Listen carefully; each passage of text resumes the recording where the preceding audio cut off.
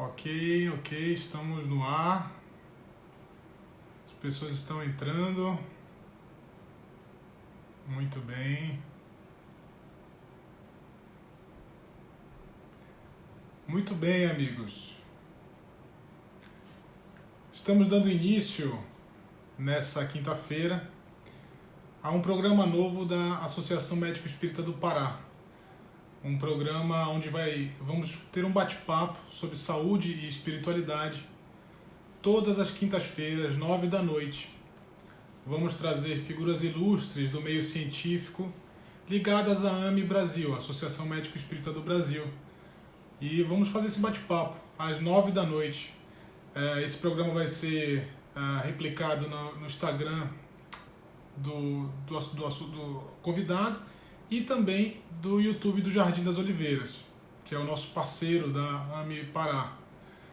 Queria também lembrar do nosso programa Ciência e Espiritismo, um programa que está na plataforma do YouTube também do Jardim das Oliveiras.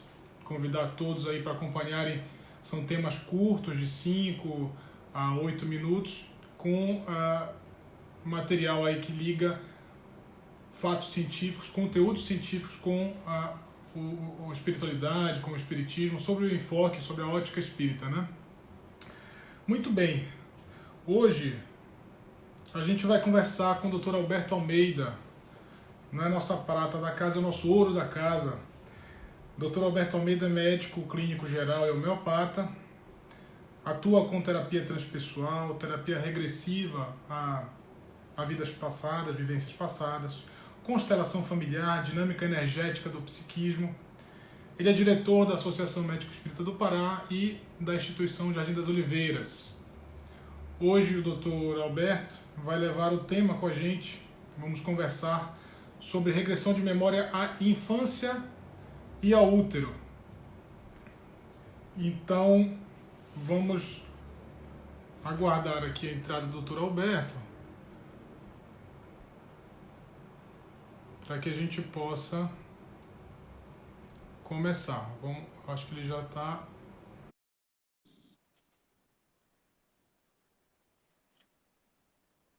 Vamos aguardar a entrada. E aí está ele. Beleza. Tudo bem, querido? Tudo beleza. Maravilha, maravilha. Vamos conversar hoje sobre regressão de memória à infância e ao útero. Correto? É verdade, é verdade. Muito bem, muito bem. É uma alegria poder partilhar do nosso AME, parceiros que somos desse nosso trabalho conjunto, a possibilidade de criar mais um programa que dará oportunidade de podermos compartilhar com os internautas e com os médicos, profissionais da área de saúde, enfermeiros, dentistas, fisioterapeutas de Belém,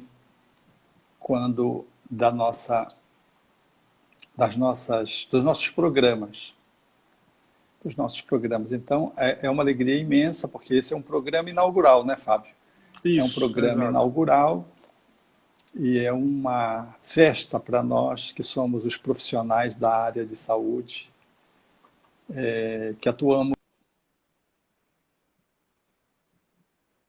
na atividade da AME. É que eu não desliguei aqui o telefone, aqui já deu a primeira tocada.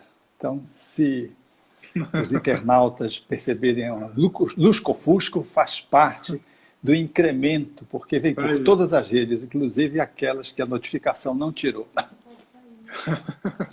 Muito bem, estamos juntos. Bom, vamos avisar os companheiros que estão entrando para a visualização que os comentários a gente vai desativar, mas vai haver um momento de perguntas. E para realizar a pergunta, basta clicar na interrogação que tem ao lado do comentário, tá? O comentário vai ficar, portanto, desativado a partir de agora, depois a gente reabre. Mas as perguntas podem ser feitas a partir desse ícone, que é a interrogaçãozinha lá embaixo. Bom, doutor Alberto, como se daria esse processo? O que o senhor pode trazer para nós sobre regressão à infância e até o período uterino, até a cavidade uterina. Pois é.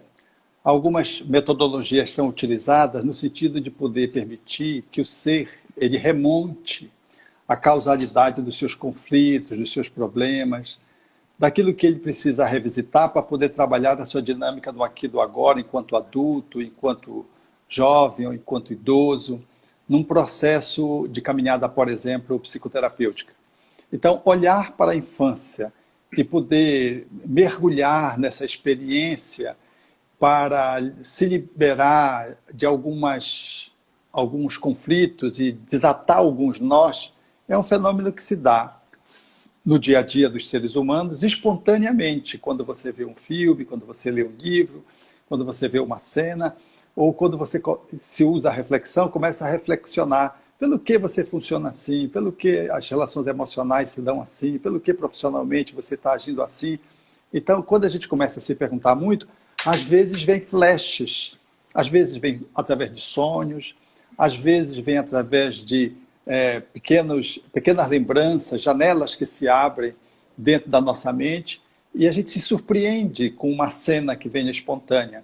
No processo psicoterapêutico, em função das intervenções, a gente naturalmente vai para esses processos, seja qual seja a abordagem, como a gente está futucando, a mente vai recuperando esses arquivos que guardam essas histórias que não estão no passado, que estão lá, mas estão aqui, e por isso elas emergem, por isso elas estão interferindo no aqui e no agora.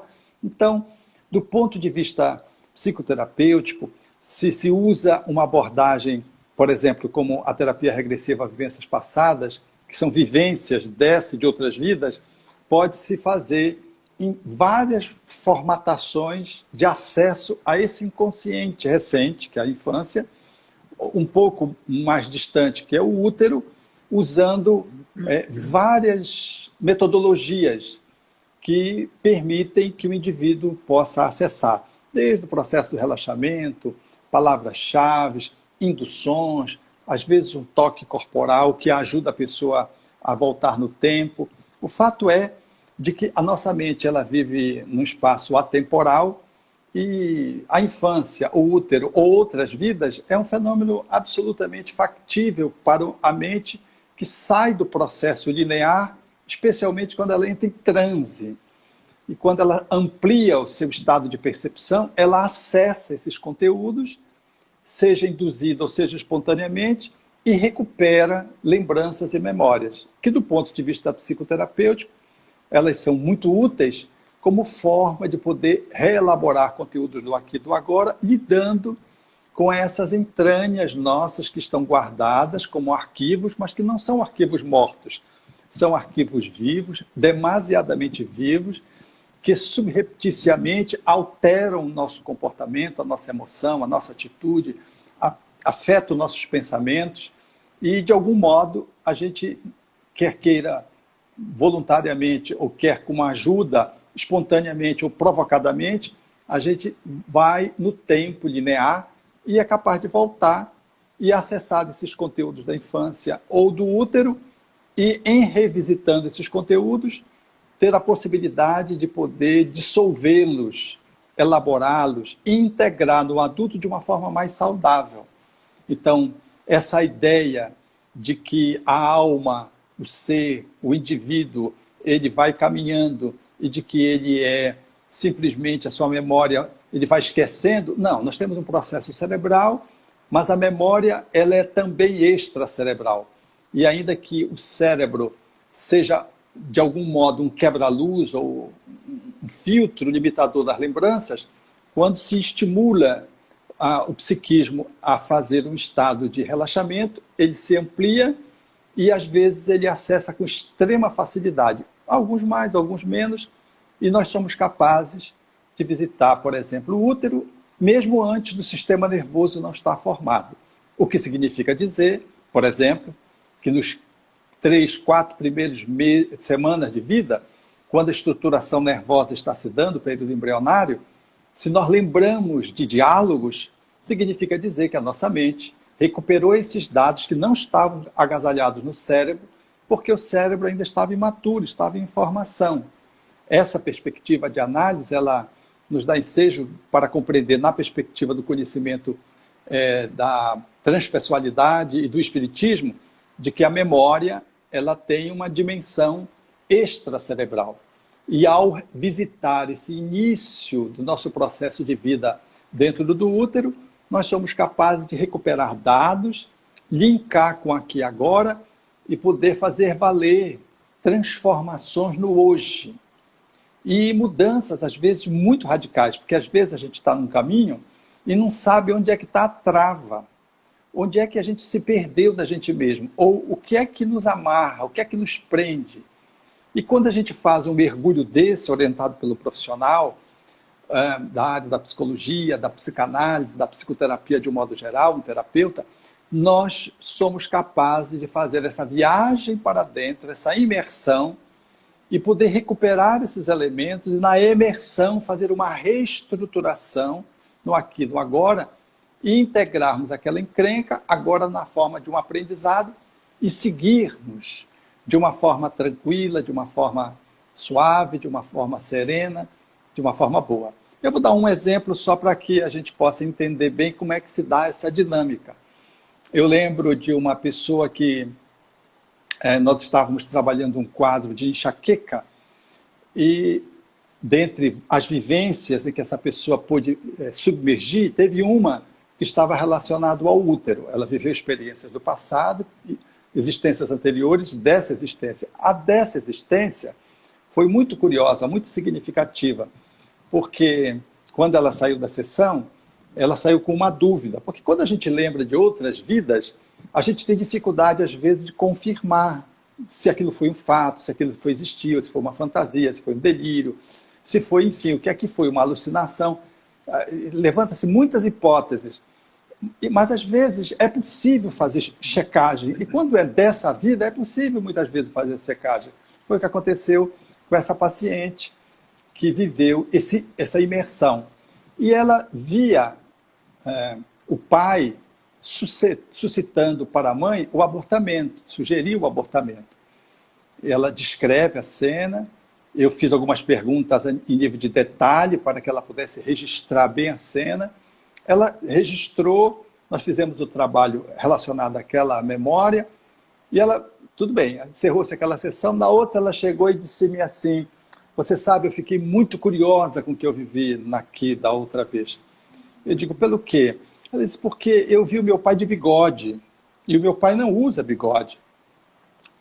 Então, eu fui com a minha mãe saber, primeiro, se o meu pai tinha proposto o aborto, porque ele fez a proposição do aborto, ele era viajante, caixeiro viajante, e a mãe segurou firme, disse, jamais, a minha filha não se aborta, porque era uma família numerosa, ela era a última de uma família numerosa. Então, ela disse, eu fui conversar com a mamãe, e a mamãe disse que, de fato, ele levantou essa hipótese, e ela, então, reproduziu mais ou menos o diálogo que ela tinha vivido. Então, ela perguntou, mas mamãe, eu vi o papai de bigode. E a mãe disse, minha filha, naquela época, ele usava bigode. Você veja a autenticidade, o fato que, se ela não podia confirmar aquelas experiências regressivas de outras vidas, dessa vida, ela pôde fazer essa checagem, e uma checagem que ela não tinha lembrança do pai com bigode, nem de foto, nem por foto, nem de que ela também tinha sido rejeitada nesse processo inicial, porque a manifestação do pai funcionou como uma rejeição, e isso interferiu psiquicamente nela, que já reencarnou, trazendo matrizes relacionadas à enxaqueca, e aquele fato, não foi o fato determinante da enxaqueca, mas foi aquele que contribuiu nessa vida, se somou nessa vida, sinergicamente, congruentemente, para a disfuncionalidade cerebral e as enxaquecas que ela naquele momento estava tratando. Então, vejam, uma experiência intrauterina, no início da gestação, porque o pai descobriu que a menstruação não tinha chegado e ele estava de viagem. Quando ele chegou, a mãe fez essa comunicação, era o início da gestação, daí também a proposição do aborto, porque eles não tinham práticas abortivas como estilo de comportamento de casal, e fez essa proposição por conta da família numerosa.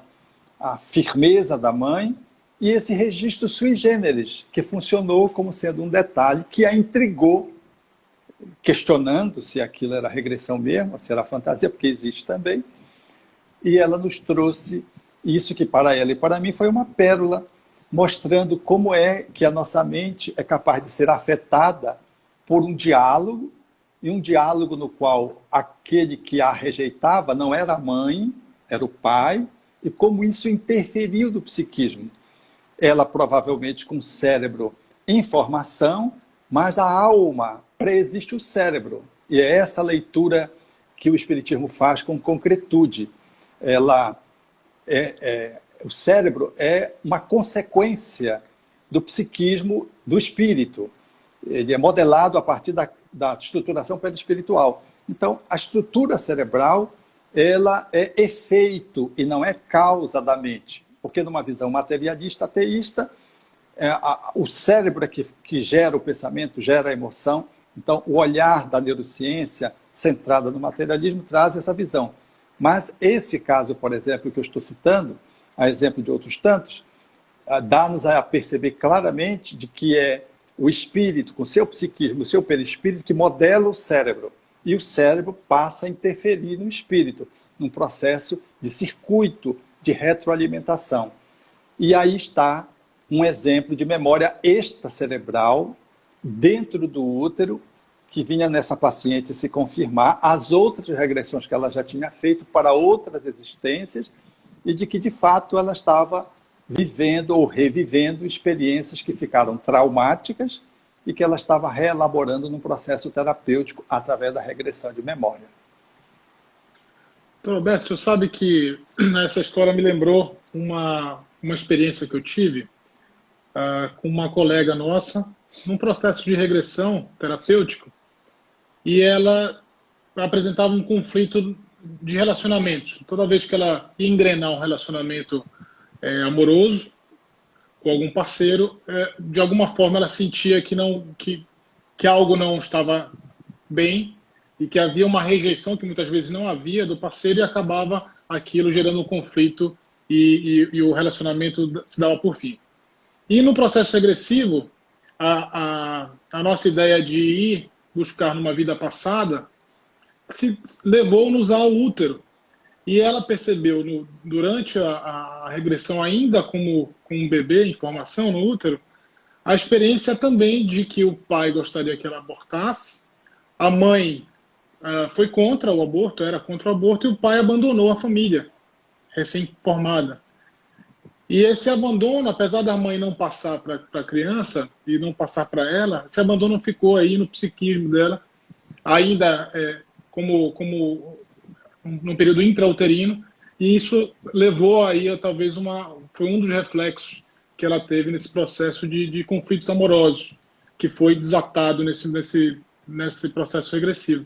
Então, faz muito sentido, né? Faz muito sentido essa nossa vivência que o próprio Espiritismo nos dá, de que o cérebro não é subproduto, não é uma excreção da mente, né?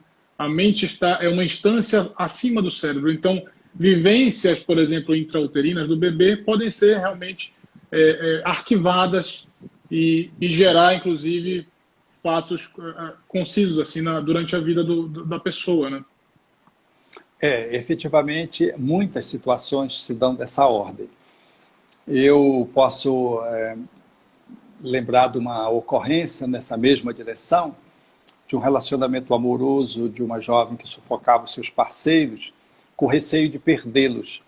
E é natural que os parceiros não conseguiam sobreviver uma dinâmica de sufocação, porque ela marcava de uma forma tão intensa a presença e exigia tanto a presença dos parceiros que os parceiros não conseguiam manter-se na relação.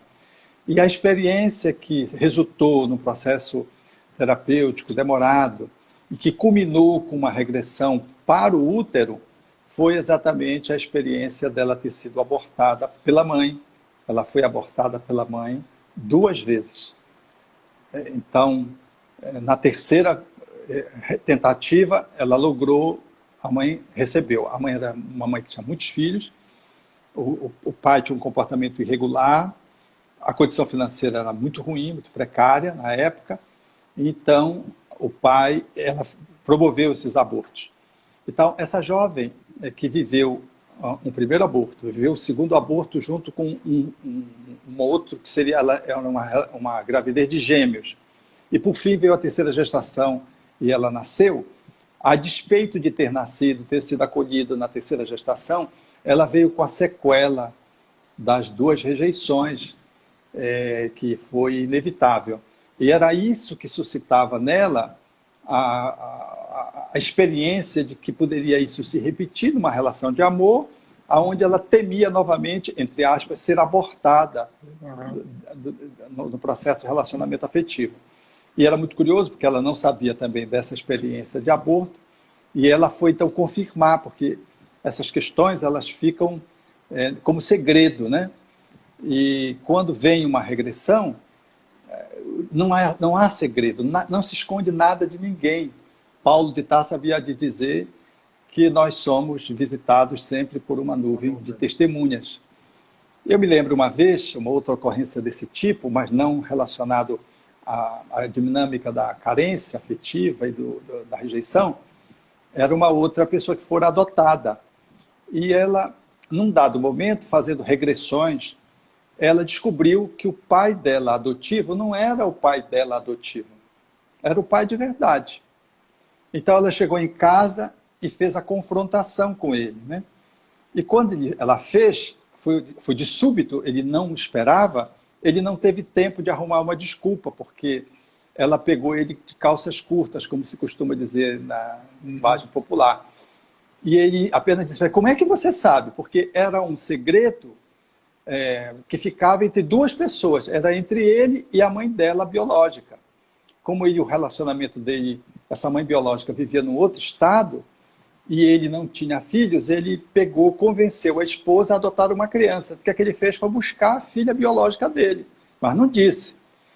E era um segredo assim, que não tinha como ninguém saber, porque a mãe biológica estava no outro estado, não interferiu na adoção, ficou para lá, e essa pessoa era uma pessoa adulta, uma pessoa bem formada, bem esclarecida, e não havia como. Então foi tão surpreendente que ele mesmo não conseguiu se esquivar. E perguntou para ela, como é que você soube? Ela disse, eu regredi e vi você se relacionando com a minha mãe. Porque ela sabia que ela era adotada, mas ela não sabia que o pai era o pai biológico dela, era o pai adotivo, era a mesma pessoa. Então vejo como é que é a mente nessa perspectiva de mergulho interior e como os segredos eles se desfazem e a transparência, quer queira, quer não, volta quando se trata de poder a gente vasculhar as nossas entranhas num processo regressivo. Muito bem. Eu queria só lembrar a quem está nos acompanhando que os comentários estão desativados, mas as perguntas vão ser feitas logo mais, e aí é só clicar na interrogação e fazer a pergunta que a gente já vai ler aqui para o Dr. Alberto. Dentro da perspectiva de acesso a vidas anteriores, Dr. Alberto, o que você podia falar para a gente quando muitas pessoas dentro do movimento espírita, por exemplo, levantam essa questão quando a gente traz esse tema de regressão, de que estaria talvez infligindo ali uma lei natural de esquecimento? Qual a sua posição, qual a resposta para esse tipo de questionamento, que é muito comum, pelo menos para mim já foi feito algumas vezes? Allan Kardec perguntou aos espíritos sobre o esquecimento do passado, e os espíritos responderam que quando nós esquecemos do passado, nós somos mais senhores de nós mesmos. É a expressão que os espíritos usam em O Livro dos Espíritos, quando essa questão é aventada pelo codificador do espiritismo. E depois se desdobra em outras questões, e Kardec discorre sobre ela em O Evangelho segundo o Espiritismo, mostrando a bênção que é o esquecimento. O esquecimento é um fenômeno absolutamente natural, porque a nossa cerebração, a despeito de se compor de neurônios altamente sensíveis, são as células mais sensíveis do corpo, elas são muito grosseiras do ponto de vista da nossa realidade metafísica, do nosso corpo espiritual. Então, o cérebro, ele é, por assim dizer, um quebra-luz, um filtro para as nossas lembranças. Então, quando nós vamos reencarnar, nós sofremos uma miniaturização. O nosso corpo perispiritual sofre uma miniaturização, uma condensação, e começa, a partir da fecundação, o processo reencarnatório. Nessa interação com o cérebro que vai se formando, a memória, portanto, cede. Então, é um fenômeno absolutamente natural. E ela vai cedendo à proporção que o cérebro vai amadurecendo, o que faz com que muitas crianças tenham muito acesso às lembranças de vidas anteriores mais facilmente, e depois vão se apagando à medida que a reencarnação vai se consolidando até 7 anos, conforme a expressão de Emmanuel. Então, tudo que o Espiritismo diz nesse ponto é absolutamente condizente com a lei natural e é coerente. A terapia de regressão de memória não é simplesmente uma invasão intrusa no inconsciente, uma excursão de curiosidade. Aliás, a maioria das pessoas que querem regredir, elas querem fazê-lo para ver quem importante elas foram. E as pessoas importantes, sábias, se ela foi um faraó, um príncipe, um rei, uma rainha, são pessoas muito pequenas, do ponto de vista numérico, na história. Então, claro, Pitágoras, quando vai falar das suas regressões, só tem uma que é importante, as outras todas são simples. E era Pitágoras. Então, nós não temos reencarnações fulgurantes. E as pessoas, por orgulho, querem ir no passado saber quem importante elas foram, nem que seja para jogar pedra no Cristo. Vai dizer, não, eu estive lá, eu fui contemporânea de Jesus. Então, essas fantasias, resultado da vaidade e do orgulho, levam as pessoas a tentar buscar a regressão de memória indebitamente. E um profissional adequado, competente, ético, ele naturalmente contraindica essa intervenção. Porque a regressão de memória é uma psicoterapia, é uma intervenção psicoterapêutica. Portanto, não é simplesmente invadir o consciente, é fazer uma cirurgia e abrir uma janela onde tem um conflito, onde você pode elaborar. Naturalmente, isso já acontece. Às vezes a pessoa tem um conflito, sem psicoterapia nenhuma, ela sonha e o conflito se resolve. Ela ou tem uma lembrança espontânea e o conflito, como que ali se aclara num processo espontâneo. E os espíritos dizem isso a Kardec também. Então, no processo psicoterapêutico, o profissional faz uma indução, ampliando o estado de consciência mental do indivíduo, e ele vai naquele ponto, naquela zona de conflito, e traz daquela zona de conflito a problemática que está relacionada ao aqui ou agora, e faz com que, nessa medida, ele possa, então, elaborar o hoje, o presente. Eu quero dizer também claramente isso, porque quando a gente pensa, a gente vai para o passado, mexer no passado, a gente não vai mexer no passado, a gente vai mexer no presente. O tempo linear é o passado, mas o que a gente vai trabalhar é o que está hoje, aqui, me impedindo de viver o presente. A terapia regressiva, portanto, é a arte de poder fazer uma intervenção para trabalhar o presente que está sendo afetado por um conteúdo do passado, na visão do tempo linear, que está hoje também presente. Então, é como se você estivesse trabalhando aqui agora mesmo, e eu trabalhando aqui agora. Naturalmente que o Espiritismo não é contra uma abordagem dessa, porque é uma abordagem da ciência acadêmica que se confirma pelos seus resultados. E não é uma terapia espírita porque é uma terapia acadêmica. Porque muitos também negam a terapia regressiva a vivências passadas, com esse argumento que você levantou, e outros querem advogar que a terapia seja espírita. Não é uma terapia espírita. Não. Ela está centrada na reencarnação. Então, nós temos que nos afastar, considerando esses dois arrazoados, essas duas argumentações distintas. É uma abordagem psicoterapêutica da ciência e o Espiritismo caminha com a ciência. Bem, Allan Kardec revelou de que se a ciência trouxer uma realidade, uma verdade nova, o Espiritismo encampa. E de que, por isso mesmo, o Espiritismo é uma doutrina, enquanto ciência, filosofia e moral, religião, ele é progressivo, porque ele se revê, ao ponto de Kardec ainda dizer, Se um dia a ciência demonstrar que o espiritismo está equivocado em algum ponto qualquer, o espiritismo abre mão daquele ponto e fica com a ciência. Porque a proposta é seguir com a verdade, porque a verdade é que nos liberta na fala de Jesus. Então, a terapia regressiva a vivências passadas, ela é congruente com o espiritismo enquanto um processo acadêmico no qual você interfere numa dinâmica que a pessoa está apresentando para beneficiá-lo com a saúde, às vezes até com um benefício de cura. Do mesmo jeito que um cirurgião mexe no corpo para trabalhar uma encrenca de um tumor, por exemplo, que vem do passado, por uma encrenca do passado, que emerge no presente, através do corpo perispiritual, de uma forma assustadora, com uma tumoração maligna, e o bisturi do cirurgião é capaz de curar aquela pessoa, dando-lhe uma oportunidade de seguir adiante. Mas não está indo contra a lei da natureza, porque não emergiu o tumor ali. Não. Ou seja, a ciência são os braços de Deus, psicológica, a ciência médica, as ciências de um modo geral, para que nós possamos ter a compreensão da lei da natureza e podermos nos colocar dentro dela de uma forma coerente, consonante, congruente, para fazermos o nosso processo de aprendizado e evolução. Muito bem. E só outro detalhe, doutor, a gente sabe que combatendo o contraponto daqueles que duvidam de um possível acesso à experiência de vidas passadas, eu queria mencionar rapidinho dois estudos que eu achei fantásticos. Um do Dr. Regis Ferreira, onde ele, durante os processos de regressão, mediu o cortisol e a adrenalina dos pacientes e viu que ali existia um fenômeno emocional, realmente, não era uma criação, não era uma imaginação.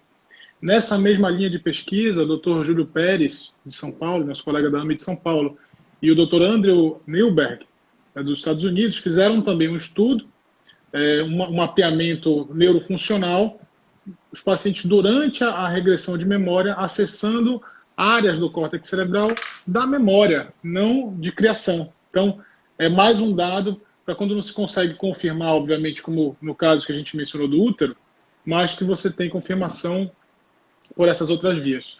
A gente tem várias perguntas aqui, muitas perguntas mesmo, vou tentar fazer algumas, e conforme for, a gente tem que olhar o tempinho também. O Paulo Sérgio, ele pergunta: pode o indivíduo fazer autorregressão? Se sim, qual o perigo neste ato? Ele pode fazer autorregressão, mas eu não aconselharia. Há regressões feitas, por exemplo, induções através de fita cassete, de discos, CDs, e a pessoa mergulha no seu passado. Por que eu não indico? Porque a pessoa precisaria ter muita maturidade para poder acessar o seu inconsciente e dar conta de si mesmo. A gente não dá conta nem do nosso aqui e agora. A gente tem dificuldade de lidar com aqui e agora. Então, como é que a gente vai lá para o passado, mexer com sombras de que a gente não domina, não tem, às vezes, uma estrutura egóica em dia para fazer essa imersão? Então, o ideal é ser acompanhado, ser guiado, ou seja, ter alguém que vai ajudar a pessoa a fazer a estruturação do processo tecnicamente. Então, eu não aconselho a regressão de memória, muito embora a auto-hipnose, que pode levar a algumas lembranças, e a pessoa pode fazer auto-hipnose, mas quando se trata de fazer um mergulho no inconsciente profundo, eu não recomendaria isso por conta de que a pessoa pode fazer o mergulho e depois não sabe fazer o manejo desse conteúdo e volta para a consciência de vigília com aqueles conteúdos atrapalhadamente. É de bom tom, às vezes a pessoa tem um sonho e fica meio atrapalhada, ela precisa às vezes de uma ajuda, porque o sonho foi muito esclarecedor, mas muito revolucionário, e ela fica querendo entender, e fica querendo juntar as peças. Eu estou falando do sonho regressivo, não estou falando dos outros tipos de sonho, tem vários tipos de sonho, tem 7 tipos de sonho pelo menos. Eu estou falando desse sonho que é uma recuperação de uma memória passada. Então eu não aconselharia ninguém a fazer regressão de memória em grupo, ou seja, induzido por alguém, ou solitariamente fazendo uma imersão, salvo se a pessoa achar que ela dá conta de si mesma e ela precisa ser uma pessoa muito madura para fazer isso e num processo meditativo, e ela poderá fazer acesso a conteúdos variados do passado, mas aí ela está num caminho no qual ela pisa firme e o seu psiquismo naturalmente vai lhe dar acesso a conteúdos e ela vai saber fazer o manejo de bom tom. Mas isso não é uma conduta habitual e comum. Temos uma pergunta aqui do Padre Jailson. Legal, Padre Jailson.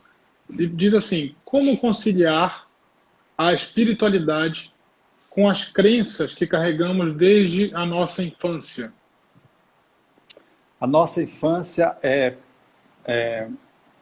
Padre, ela é recheada da nossa religiosidade, notadamente quando temos pais que suscitam essas crenças e elas vão nos impregnando.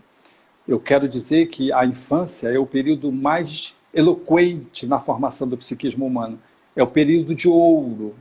Temos que ter muito cuidado com as nossas crianças. E a religiosidade é um ponto igualmente de ouro para suscitar às crianças uma aproximação do bem, do bom, do verdadeiro, da honestidade.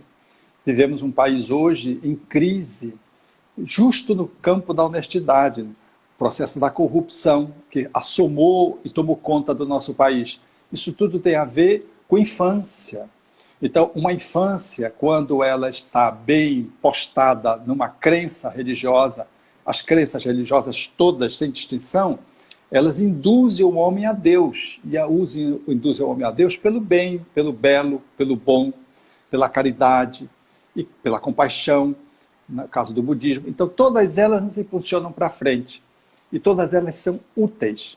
Agora, é verdade também que uma crença ela pode limitar a pessoa a avaliar de que ela teve outras vidas ou não teve outras vidas. Tem crenças que são reencarnacionistas, o budismo, o espiritismo, a teosofia, e tem crenças que não são reencarnacionistas, o catolicismo, o protestantismo, o islamismo, não tem a reencarnação como princípio básico de funcionamento de crença. E a pessoa que traz essa crença, ela se vê apenas numa vida e seguindo pós-morte. A crença reencarnacionista, a pessoa se vê de passagem, ela teve vida antes do berço e segue pós-morte. Mas todas as crenças, elas são úteis e são factíveis de poderem ser alavancadas para que a humanidade melhore e para que o indivíduo possa ser feliz, qualquer que seja ela, porque todas as crenças que nos levam a Deus nos tornam pessoas melhores.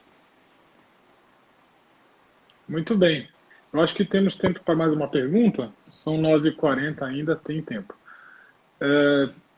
Tete Werneck. Doutor Alberto, tenho fobia inexplicável em relação a anfíbios e répteis. Ela frisa o sapo, inclusive. Como vencer essa fobia?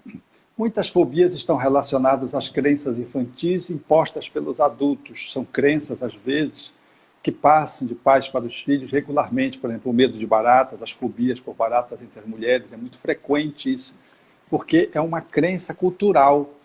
Então, o sapo, com a ideia de que o sapo cega, que é uma asnice que se estabelece porque o sapo tem uma expressão asquerosa para alguns, as pessoas criam medo de sapo por conta dos adultos, das crianças. Mas o sapo ele é acessível.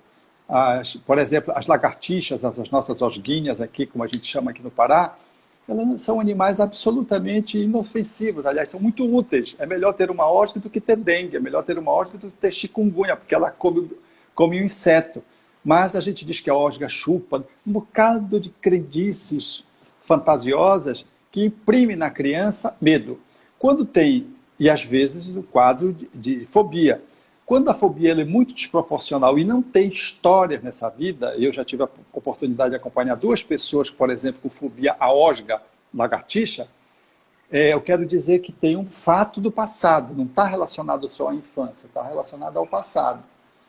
E aí, vou contar um dos casos, pelo menos, era uma pessoa que tinha medo de osga, de lagartixa, e queria interromper um curso de medicina, porque ela não queria ir para o interior. E no estado que ela mora, era impositivo ir para o interior. E ela disse, não, não vou para o interior. Então ela queria abandonar o curso de medicina no 6º ano. Você veja como é o processo fóbico.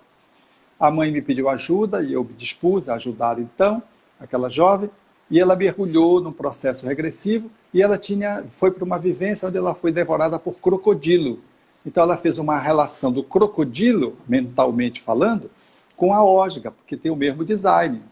Então, nós fazemos muito isso, nós relacionamos as coisas indiretamente que nos traumatizaram, de ambiente, de objetos, de circunstâncias, e ficamos com reações aversivas, alérgicas, fóbicas àquelas circunstâncias.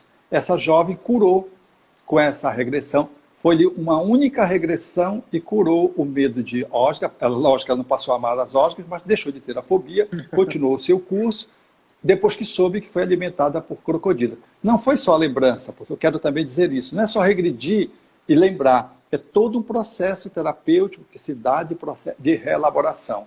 Agora, muitas fobias infantis são resultado das nossas más conduções no processo educativo. Do mesmo jeito que o padre agora perguntou acerca das crenças, que são muito úteis, as crenças em Deus, também são muito inúteis ou prejudiciais as crenças limitantes, as avessas, o inverso, quando a gente mete medo nas crianças, assusta as crianças. Isso não é saudável. Vamos fazer mais uma perguntinha, doutor Alberto, que tem mais um tempo e é uma pergunta, penso eu, simples. Cris Varela diz assim, todas as pessoas conseguem passar por um processo de regressão? Quer dizer, todo mundo pode passar por um processo de regressão terapêutica? Milton Erickson foi um extraordinário hipnólogo que propôs uma hipnose terapêutica de amplo sucesso e vigente no mundo. Ele que atuou nos Estados Unidos e logrou dar para o mundo essa abordagem extraordinária, dizia que ele precisava de tempo para hipnotizar uma pessoa que poderia demorar alguns minutos ou até 365 dias do ano. Ou seja, ele dizia que todo mundo era hipnotizável, só era uma questão de tempo.